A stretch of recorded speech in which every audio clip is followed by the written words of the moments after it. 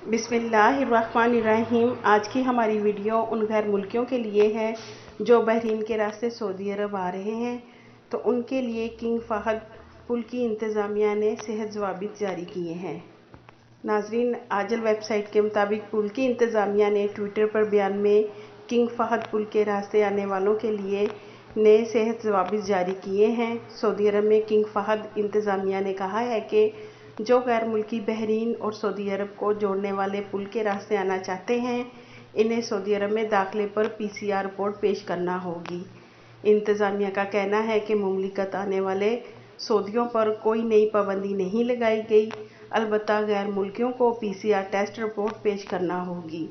मुमलिकत आने वालों के लिए PCR टेस्ट की मियाद 72 घंटे है। मुसाफिरों को PCR टेस्ट की रिपोर्ट पेश करके साबित करना होगा कि वो कोरोना वायरस से पाक हैं।